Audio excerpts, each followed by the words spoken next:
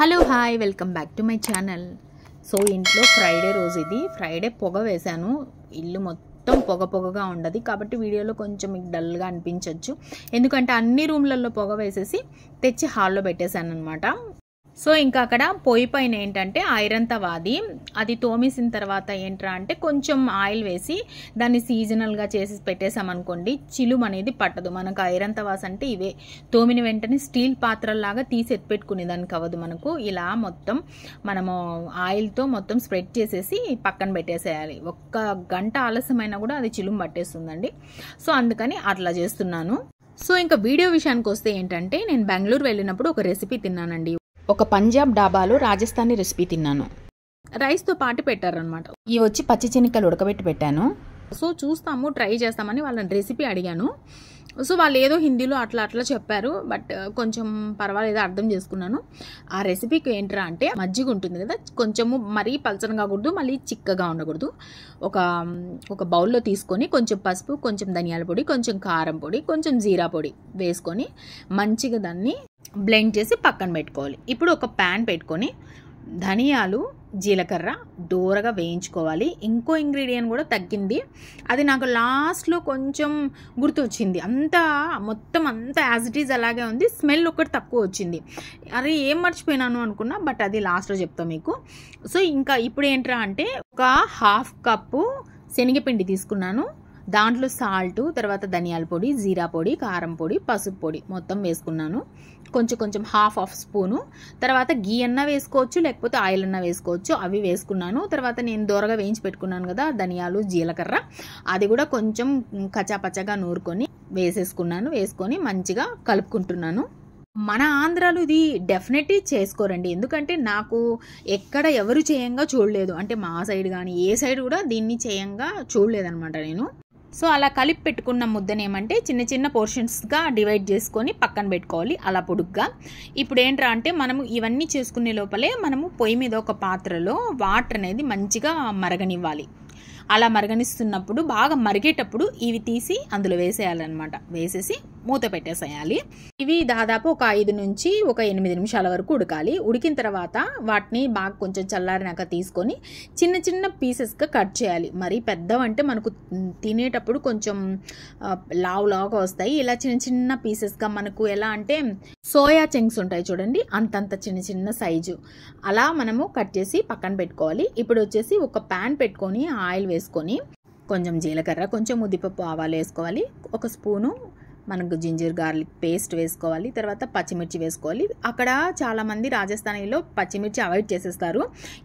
ఈ బటర్ మిల్క్లో వేసిన కారము, తర్వాత శనగపిండిలో వేసిన కారమే వాళ్ళు తింటారు. బట్ పచ్చిమిర్చి ఆప్షనల్, వేసుకుంటూ వేసుకోవచ్చు, లేకపోతే లేదు.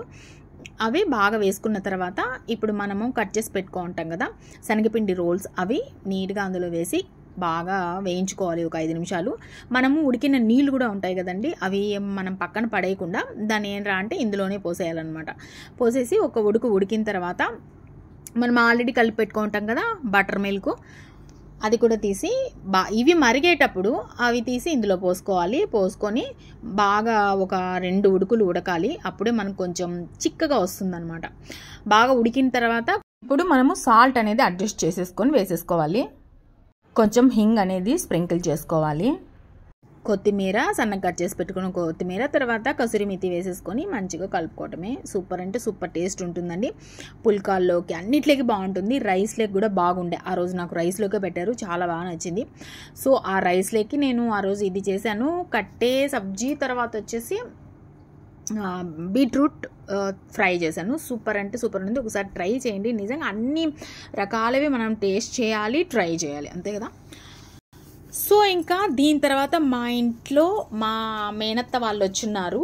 ఆ వీడియో కూడా దీంట్లో యాడ్ చేసేసాను. అంటే వాళ్ళు నేను చేసే వీడియో చేసే ముందు రోజు వచ్చున్నారు. అప్పుడు నేను కూడా అమ్మ వాళ్ళ ఇంటికి వెళ్ళినాను, అక్కడ కొంచెం వీడియో తీసానండి. సో మా మేనత్తలు మా అమ్మ మా పిన్నమ్మలతో ఎలా ఉంటారు, మా అమ్మ మా పిన్నమ్మలు మా మేనత్తలతో ఎలా ఉంటారు, వాళ్ళ బాండింగ్ గురించి కొంచెం వీడియో తీశాను. అంతే కథలు పడుతూ ఉంటాయి.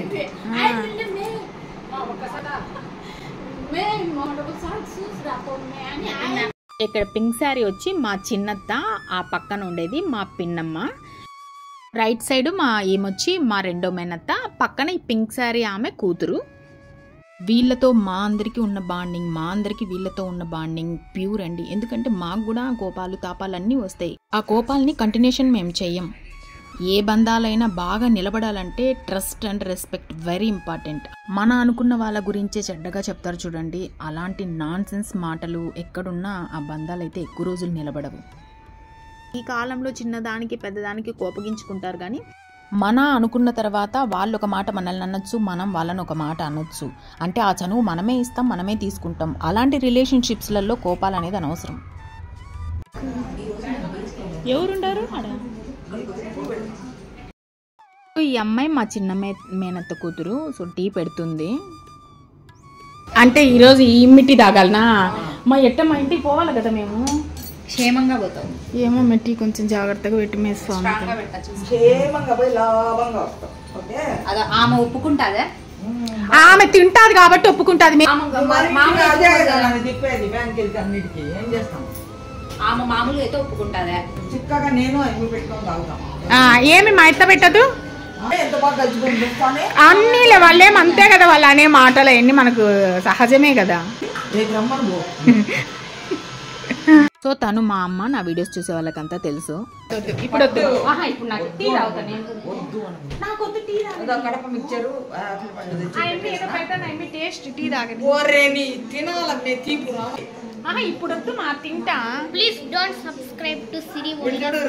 రిలేటివ్స్ ఎనిమీస్ గా ఎప్పుడు మారుతారంటే, నా అనుభవంలో నేర్చుకున్నవి, సొసైటీ ద్వారా నేను తెలుసుకున్న కొన్ని ఫ్యూ లైన్స్ అయితే నేను మీతో షేర్ చేసుకుంటానండి. మీరు న్యాచురల్ బ్యూటీస్ అంతే. వీళ్ళిద్దరు న్యాచురల్ బ్యూటీస్ కాదు, వీళ్ళు పౌడర్లు కొట్టాలి. వీళ్ళిద్దరు న్యాచురల్ బ్యూటీస్. అబ్బా చూడు, మీకు అనిపించిన నిన్ను బండ బూతులు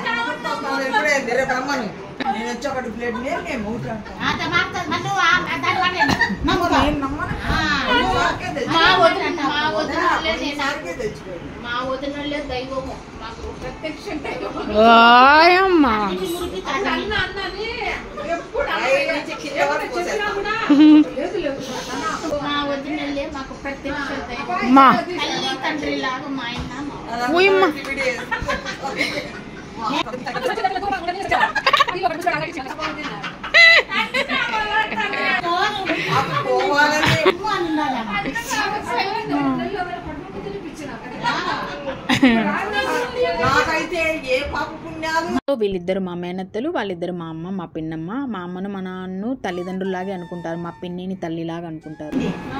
ఏంది నాయన గుండు? ఎప్పుడు గుండు కొట్టేసినా?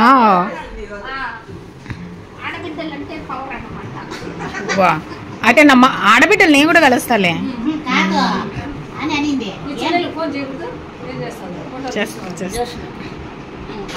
మమ్మల్ని కడప నుంచి రప్పించేసుకున్నావే. అయి మేడొచ్చింది తిరుపతిలో ఉండండి. రత్నాది రత్నం కూడా తక్కువ ఉండాలి.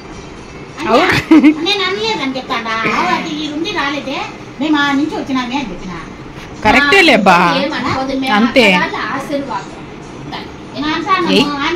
మీరు అబ్జర్వ్ చేశారో లేదో, మా నాన్న వస్తే మా పిన్నమ్మ లేచి నిలబడేస్తుంది. మా నాన్న ముందర కూడా కూర్చోదు, అంటే బావగారు అన్నట్లు. అప్పటి జనరేషన్ వాళ్ళ దగ్గర మనం చాలా నేర్చుకోవాలండి. చీర బాగుంది అత్తది ఈరోజు.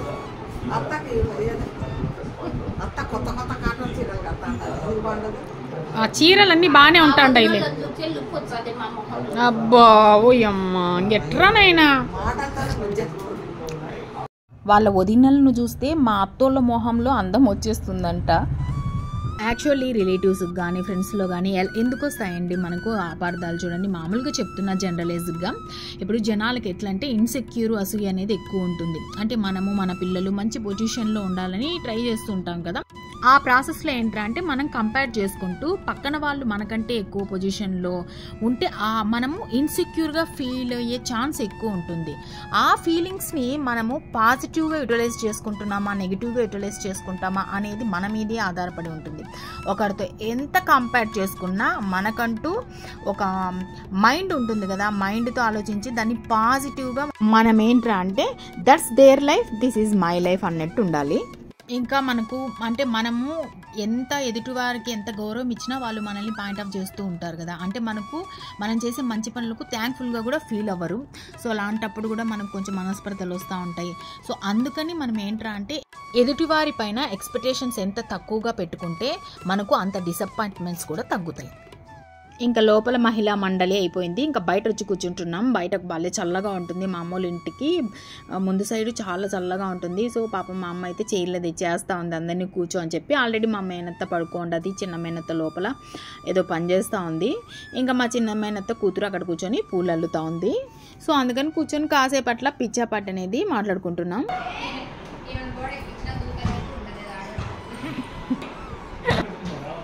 లే పెట్టుకోలే తెచ్చేదే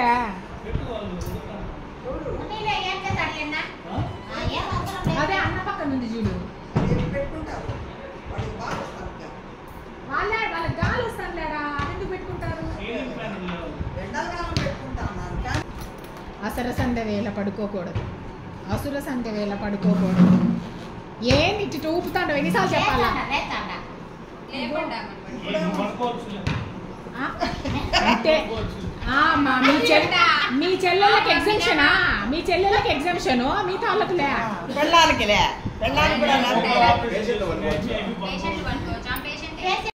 యాక్చువల్లీ మా నాన్న వాళ్ళ చెల్లెళ్ళకి భలే సపోర్ట్ చేస్తాడండి. అసరసంత వెళ్ళి పడుకుంటే మా అత్తని లేలే అంటుంటే మా నాన్న పడుకోనిలే పడుకోవచ్చు, అమ్మకి తలకాయ నొప్పి అంటా ఉన్నాడు. సో అందుకే అది అక్కడ మాట్లాడుతున్నా. అంతలోపల మా అమ్మ చెల్లెళ్ళకి సపోర్ట్ చేస్తావు మాకంతా చేయవు అన్నట్టు మాట్లాడుతున్నాం అనమాట. ఇలాంటి రిలేషన్షిప్స్ చాలా సెన్సిటివ్గా ఉంటాయండి. మనం కూడా చూడండి అప్పుడప్పుడు మనం కూడా ఇన్సెక్యూర్గా ఫీల్ అవుతాం. మనకు హెల్ప్ చేసిన వాళ్ళకు మనం హెల్ప్ చేయలేని పరిస్థితుల్లో ఉంటాం. తెలిసో తెలియకో మనల్ని బాగా చూసుకున్న వాళ్ళకు కూడా థ్యాంక్ఫుల్గా ఫీల్ అవ్వలేకపోతూ ఉంటాం. ఇవన్నీ ఏంట్రా అంటే ఎదుటి వాళ్ళల్లో బాగా కనిపిస్తాయి, కానీ మన వరకు వచ్చేటప్పటికి అవి నోటీస్ చేయలేం. సో ఏ రిలేషన్షిప్లో అయినా బిల్డప్ చేయకుండా ఒక హ్యూమన్గా కనెక్ట్ అయితేనే అది లాంగ్ లాస్టింగ్గా ఆ రిలేషన్షిప్ లాంగ్గా ఉంటుంది. సో మా పిచ్చాపాటి ఇంకా డైనింగ్ టేబుల్ దగ్గరికి వచ్చేసింది. ఒక్కొక్క దగ్గర ఒక్కొక్క గంట గడిపేసినాం అనమాట. సో ఇంకోటి కూడా అండి, రిలేషన్షిప్స్లలో ఏంట్రా అంటే ఎక్కువ మనకు రిలేషన్షిప్స్ అయినా ఫ్రెండ్షిప్స్ అయినా ఏవైనా కూడా అండి టూ మచ్గా పోకూడదు. ఎందుకంటే నా ఎక్స్పీరియన్స్లో చెప్తున్నాను, చాలా మందిని చూశానండి. ఒకప్పుడు జాంజిగిరి దోస్తులు ఆ తర్వాత ఫుల్గా కట్ ఆఫ్ అయిపోయినారనమాట. సో మనుషులతో కాసేపు దగ్గరగా స్పెండ్ చేయడం బాగుంటుంది, కానీ అంతే దగ్గరగా ఎక్కువ రోజులు స్పెండ్ చేస్తే మాత్రం వాళ్ళలో నచ్చని క్వాలిటీస్ నెగిటివ్స్ అన్నీ బయటపడతాయి. మన ఇష్టమైన వాళ్ళు కూడా మనకు అయిష్టంగా మారే ఛాన్స్ ఉంది. మన ఫ్యామిలీ మెంబర్స్ని ఎలా ఉన్నా కూడా మనము యాక్సెప్ట్ చేయగలుగుతాం కాబట్టి వాళ్ళతో ఎన్ని తలనొప్పులు ఉన్నా భరిస్తాం. అందుకే రిలేషన్షిప్స్ ఫ్రెండ్షిప్స్లలో ఎక్కువ చనువు అనేది కూడా పనికిరాదు.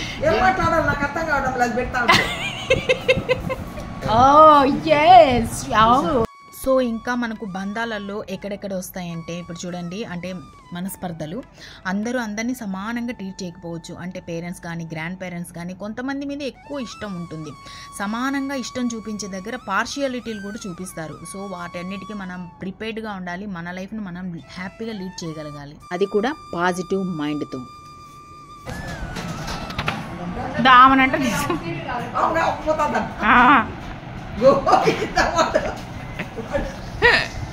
అప్పులు పాలు చేసి కాదు కాదుమా, నీ ఫంక్షన్ పిన్నమ్మా ఫంక్షన్ వచ్చేదే సగం, దాంట్లో సగం వీడికి ఇచ్చేయాలి. ఎందుకు తెలుసా? వీడి సగం దేవుడికి ఇచ్చేస్తాడు. ఈమె ఫుల్ ఫంక్షన్ లో సగం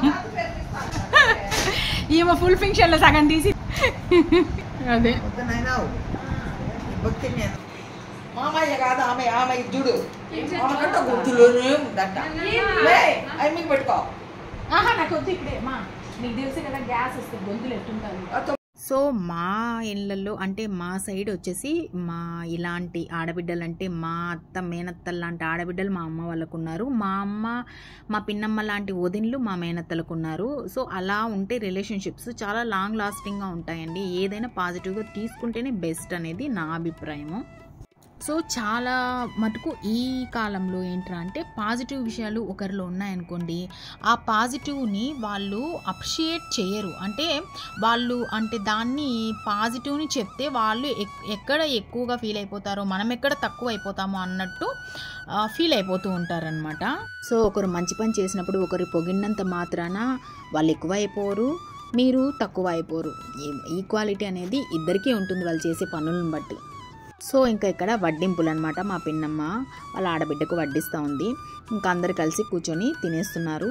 సో ఇలాంటి బ్యూటిఫుల్ సెన్సిటివ్ రిలేషన్షిప్ వీళ్ళకు అంటే మా అమ్మ వాళ్ళకు మా అత్త వాళ్ళకు లైఫ్ లాంగ్ ఉండాలనుకుంటున్నాను నేను. సో మీరందరూ బాగుండండి, మమ్మల్ని అందరినీ ఆశీర్వదించండి.